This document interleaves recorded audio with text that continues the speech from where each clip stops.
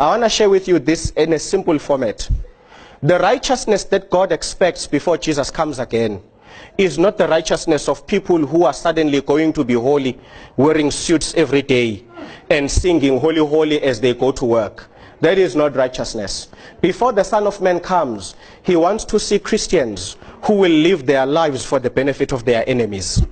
That is the true righteousness of God. Not for you to walk around preaching Jesus is coming, and you don't want people to touch you because you are trying to be holy. That's not righteousness. That's being a legalist. But what Jesus is expecting in the last days is righteousness.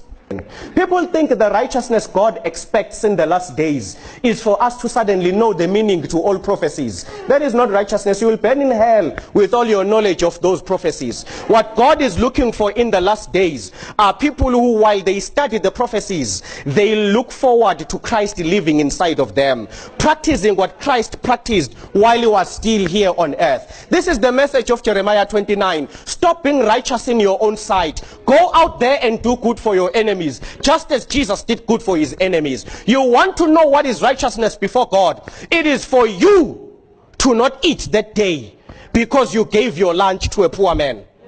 That's righteousness. You are busy fasting, telling us Daniel fast, this fast. All of those fasts are not even in the Bible. It's inventions of people who want to look smart. There's no such a thing as a Daniel fast. He ate. That wasn't fasting, he ate. He just ate veggies. Busy telling us in a Daniel fast. What Daniel fast? Where is it in the Bible where you are told it's a fast? That's not righteousness. Go to the book of Isaiah. God tells you this is a true fast. Then you give your food to the poor. That is a real fast. To just sit at home, kneeling, praying, oh God, you haven't fasted. God is looking at you saying, you hypocrite. You come to me starving, thinking you're starving impresses me. I don't need you to be hungry to hear your prayers. If you want to impress me, take your food. Go to the robot. Give to that man. That is fasting. That is a fast. You know this kind of fasting you guys do today, where you fast for 7 days so that God hears your prayers. It's not in the Bible. When you fast, you deny yourself good in order to give it to the poor. You don't just sit and not eat. You exchange. You withdraw goodness from yourself and give it to somebody who can't afford to thank you back. That is how God wants us to fast.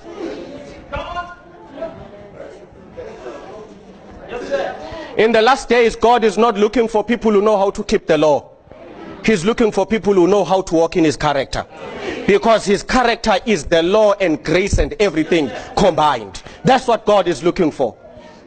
So the next time you tell us you are fasting, listen to me. When you fast for 7 days and not eat and God answers you, he didn't answer because you were starving. God has been answering people in full stomachs.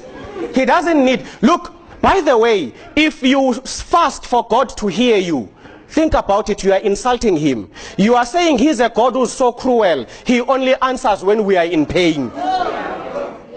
What kind of a cruel God is that, who needs me to be hungry in order to take care of me? God has never asked for this immoral fasting, this self-righteousness fasting. God has called for true fasting, where the soul neglects its goodness for others. So I wake up in the morning, I make my expensive sandwiches, not for myself. Then I get to the robot, I see that man and I say, I'm fasting. Here, eat.